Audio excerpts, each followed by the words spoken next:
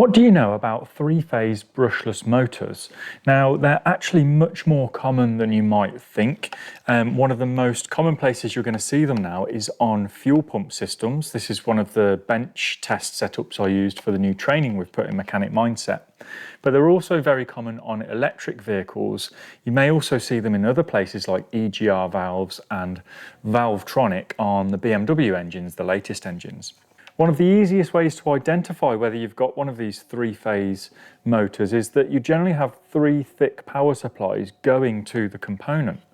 Now, there are a number of different ways that you can test these three-phase brushless motors and the output. So we've just put a new course together inside Mechanic Mindset on testing three-phase systems and motors, but I want to share this lesson with you because I think it's a really simple, quick test. Quite an important one as well, should you want to go ahead and diagnose problems with these systems. So we have this three-phase motor and it's got three main thick wires. This is the giveaway that we've got a three-phase motor, and we talked about having three coils inside here which are being powered to make the motor spin. What I'm going to do is just draw out what these coils are arranged like, so you can picture in your head, you know, where these wires go, and then we're going to have a look at testing them with the milliohmeter. So we're going to talk about that in a minute. So those three coils, they actually join together in the middle, and we get one of them coming into this center point like that, another one offset by 120 degrees, and then another one offset by another 120 degrees. So we've got 360 degrees of rotation. What our control unit does is it's going to power these phases in turn to make our fixed magnet in the middle spin around.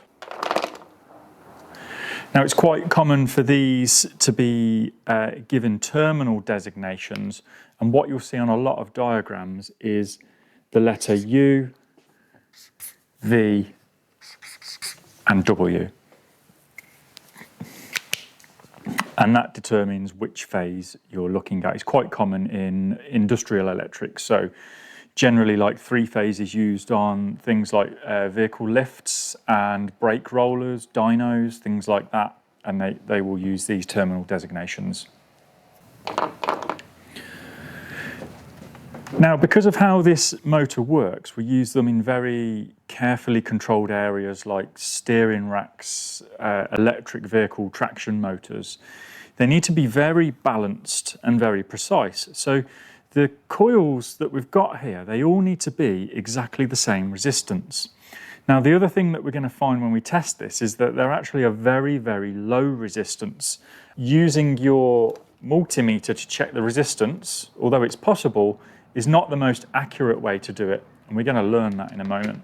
So what we're going to do to make sure that this motor is in good condition, we're going to check the resistance of the coils. Now, we can do that from the wiring here. What we can imagine here is that each one of these wires goes off to one of the coils.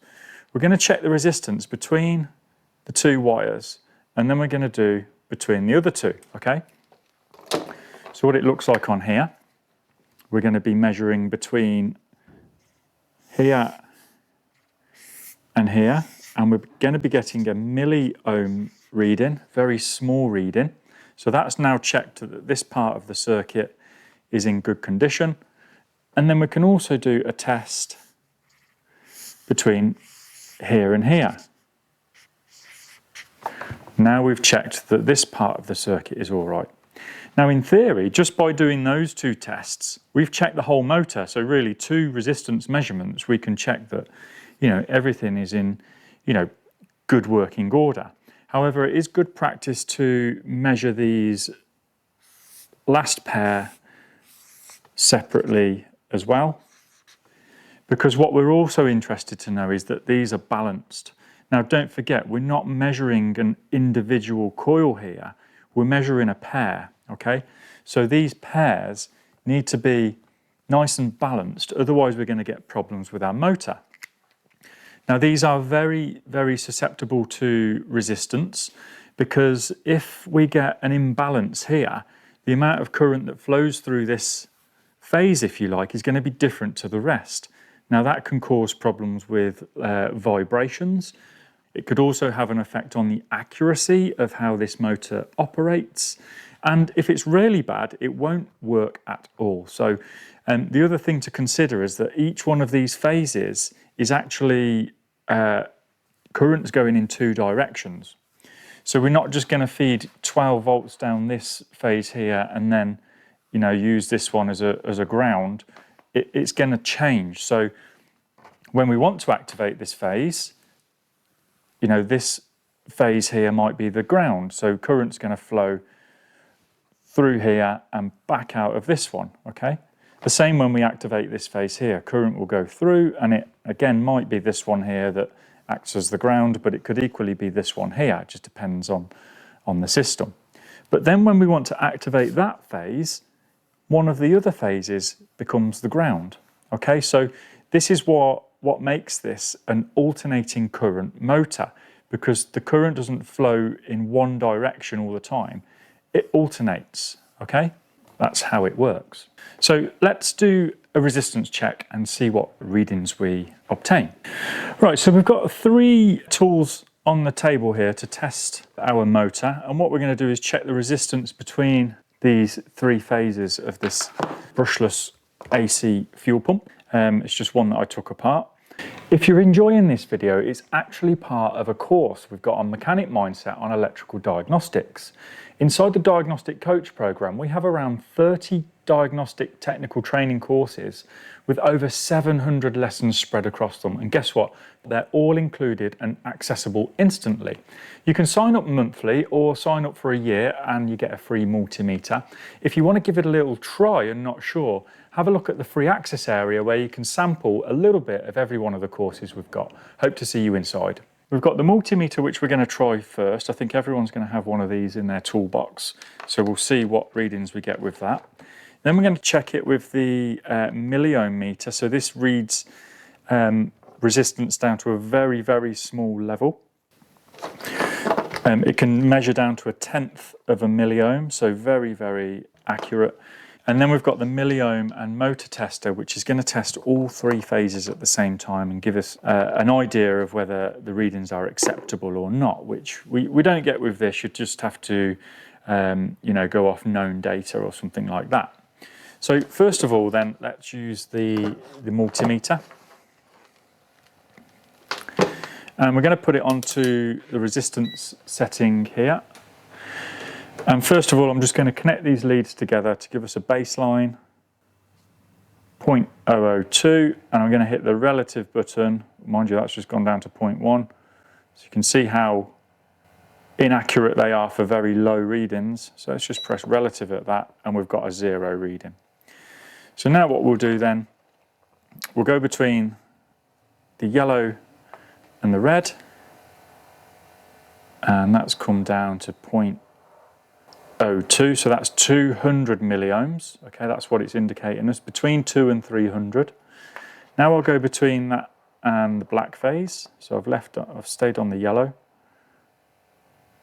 and we're roughly getting around the same there, around 200 and 300 milliohms. And then we'll go between the red and the black. That's all 3 options. And again, you can see there again, this one is now flicking between 200 and 100. So again, it's not the most accurate for these very, very low resistances.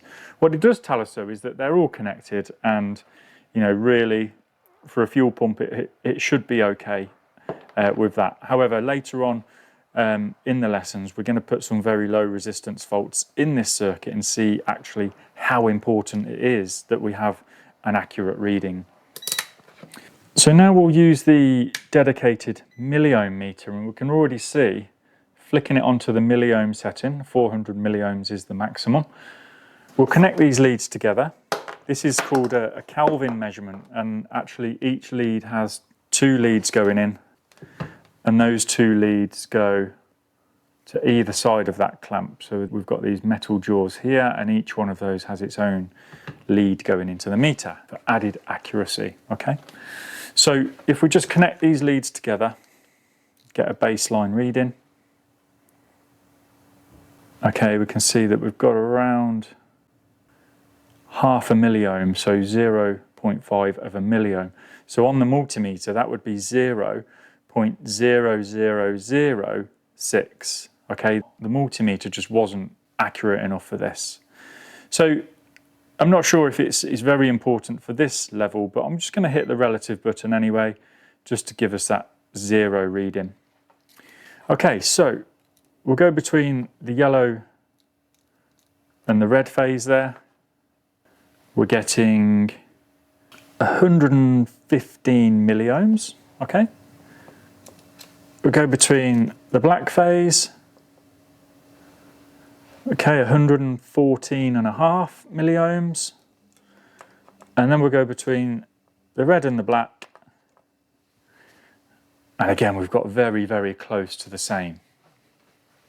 So as we can see, we're getting very, very solid and consistent readings on the milliohm meter compared to this, where we had anywhere between the equivalent of 300 milliohms and 100 milliohms. That was a very big spread, whereas this is much, much more accurate and is measuring this. You know, we've got half a milliohm difference between these phases. Okay, so very, very accurate.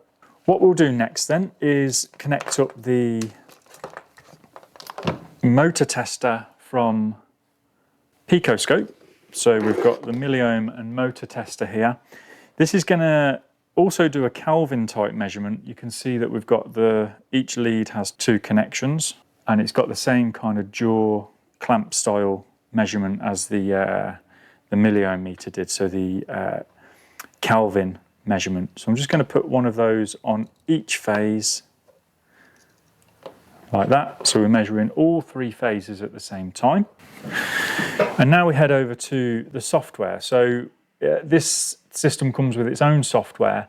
Once you connect everything up, you can see that we've got the different options here.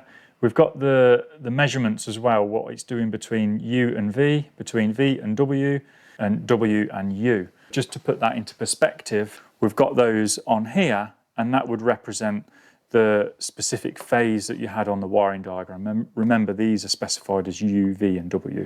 So what we can do now is hit run, and it's doing that test. Remember, we had around 114 milliohms with the handheld milliohm meter, and you can see it's doing each of those tests in turn now. So it's doing between here and here. Now it's doing between here and here. And then the last test will be between here and here. And we can actually see there we're getting very similar readings to what we got with the handheld tester. So 115 milliohms, okay? So really quite important that you do have a tool that is accurate enough for measuring these motors, especially when you start measuring things like electric vehicle motors and things like that. So nice quick test there. That's the resistance check. Add any comments below if you've got any questions about the testing that we've just done.